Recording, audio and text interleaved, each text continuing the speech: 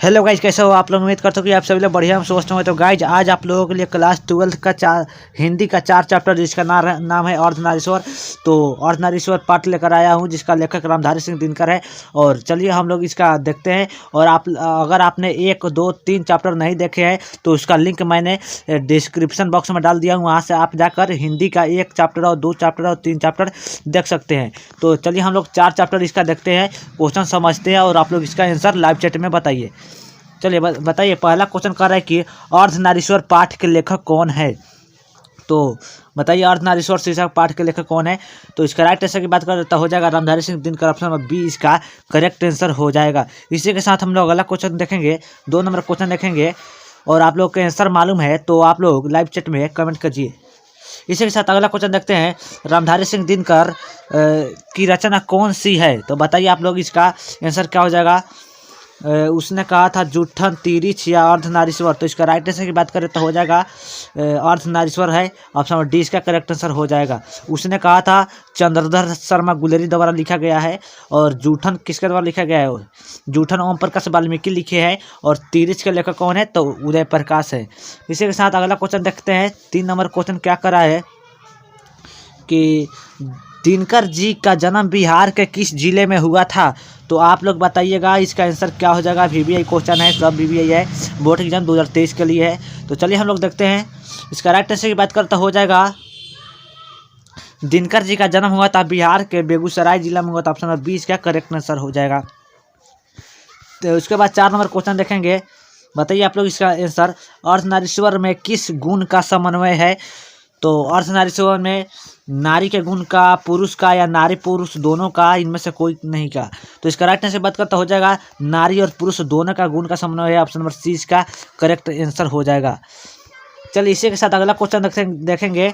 5 number question कर रहा है कि दिनकर जी की पहली काव्य पुस्तक कौन सी है। तो इनका पहली काव्य पुस्तक कौन सी है। कुरुक्षेत्र, हुंकार, रसवंती, प्रणभंग। तो इसका राइट आंसर की बात करता हो जाएगा ऑप्शन डी इसका करेक्ट आंसर हो जाएगा प्रणभंग। ऑप्शन डी इसका करेक्ट आंसर हो जाएगा।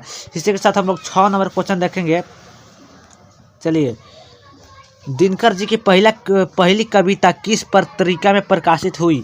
तो दिनकर जी की पहला कविता जो थी प्रणभंग, वो किस पत्रिका में प्रकाशित हुई थी। तो इसका राइट आंसर की बात करते ऑप्शन नंबर हो जाएगा छात्र सहोदर। ऑप्शन नंबर ए इसका करेक्ट आंसर हो जाएगा। इसी के साथ अगला क्वेश्चन देखेंगे। अगला क्वेश्चन क्या कर रहा है कि दिनकर जी की पहली कविता कब प्रकाशित हुई। तो आप लोग इसका आंसर लगाएंगे। दिनकर जी की पहली कविता थी छात्र सहोदर, कब प्रकाशित हुई थी। तो इसका राइट आंसर की बात करता हूँ ऑप्शन बी हो जाएगा 1925 ईस्वी में प्रकाशित हुई थी। बिल विदेर बी इसका राइट आंसर हो जाएगा। इसी के साथ अगला क्वेश्चन देखेंगे। दिनकर जी के अनुसार यदि पति विचार है तो पत्नी क्या है। बताइए दिनकर जी के अनुसार यदि पति विचार है तो पत्नी क्या है। तो इसका राइट आंसर की बात करते हैं ऑप्शन नंबर सी हो जाएगा भावना है। ऑप्शन नंबर सी इसका करेक्ट आंसर हो जाएगा। इसी के साथ हम लोग 9 नंबर क्वेश्चन देखेंगे। क्या कर रहा है कि बुद्ध और महावीर ने नारियों को कौन सा अधिकार दिया। तो कौन सा अधिकार दिया था। तो बुद्ध और महावीर ने दिया था भिक्षु होने का अधिकार दिया था नारियों को। ऑप्शन नंबर बी इसका करेक्ट आंसर हो जाएगा। बहुत अच्छा चैप्टर है। चलिए इसी के साथ 10 नंबर क्वेश्चन देखते हैं। पुरुष जब नारी के गुण लेता है तब वो देवता बन जाता है। क्या है, रुक जाइए। पुरुष जब नारी के गुण लेता है तो वह देवता बन जाता है, किंतु नारी जब नर के गुण सीखती है तो वह राक्षसी हो जाती है। यह किसका कथन था। तो ये कहे थे, उनका नाम था प्रेमचंद्र का कहना था कि पुरुष जब नारी का गुण लेता है तो वह देवता बन जाता है, लेकिन नारी जब पुरुष का गुण सीखती है तो वह राक्षसी हो जाती है। तो एक कौन कहे थे। तो प्रेमचंद्र का कहना था। ऑप्शन नंबर सी इसका बिलविदेर राइट आंसर हो जाएंगे। 11 नंबर क्वेश्चन देखेंगे।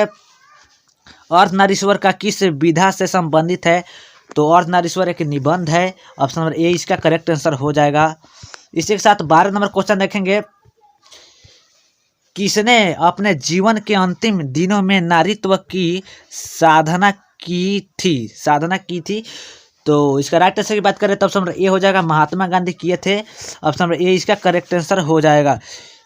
इसी के साथ 13 नंबर हम लोग क्वेश्चन देखेंगे। क्या कर रहा है कि बताइए इसका आंसर क्या हो जाएगा।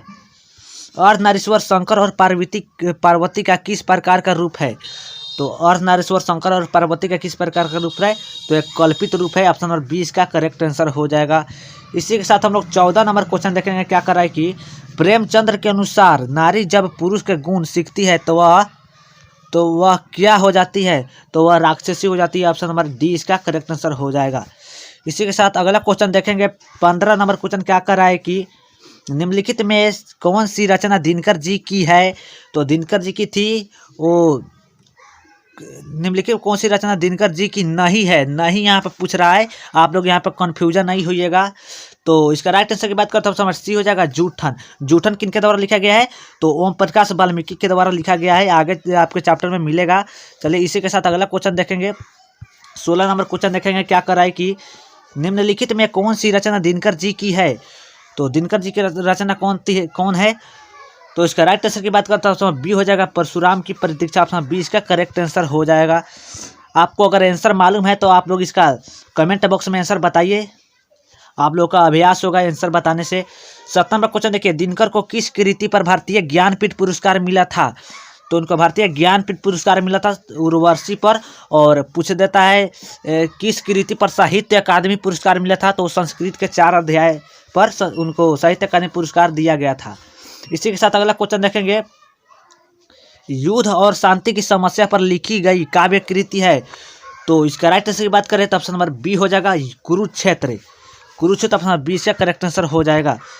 19 नंबर क्वेश्चन देखेंगे। 19 नंबर क्वेश्चन क्या कर रहा है कि अर्धनारीश्वर कल्पित रूप है? तो कल्पित रूप है तो यह है शिव और पार्वती का कल्पित रूप है। ऑप्शन नंबर ए इसका बिल्कुल राइट आंसर हो जाएगा। 20 नंबर क्वेश्चन देखेंगे। गांधारी कौन थी?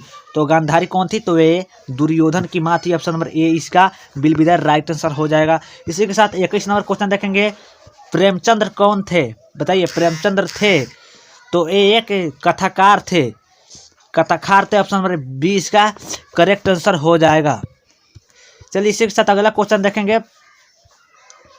दिनकर का जन्म कब हुआ था? तो दिनकर जी का जन्म हुआ था, आप लोग बताइए। तो इसका राइट आंसर की बात करें तो ऑप्शन नंबर ए इसका करेक्ट आंसर हो जाएगा। 23 सितंबर 1908 ईस्वी को इनका जन्म हुआ था। बिहार के सिमरिया बेगूसराय में हुआ था। इसी के साथ अगला क्वेश्चन देखेंगे। दिनकर किस युग के कवि हैं? तो ये छायावादोत्तर युग के कवि है। ऑप्शन नंबर सी इसका करेक्ट आंसर हो जाएगा। छायावादोत्तर ऑप्शन नंबर सी इसका राइट आंसर हो जाएगा। इसी के साथ हम लोग अगला क्वेश्चन देखेंगे। संस्कृत के 4 अध्याय किसकी कृति है? तो संस्कृत के 4 अध्याय रामधारी सिंह की कृति है। और इसी कृति पर इनको साहित्य अकादमी पुरस्कार मिला था। चलिए आज हमने कितना 24 क्वेश्चन इसका देख लिए। और आप उम्मीद करता हूँ कि आपको ये 24 क्वेश्चन आपको बहुत अच्छे से समझ में आया हो। तो इसमें से कितना क्वेश्चन आपने सही किया, आपका इसका आंसर आपको देना है कमेंट बॉक्स में। तो चलिए मिलते हैं अगले वीडियो में। तब तक के लिए जय हिंद।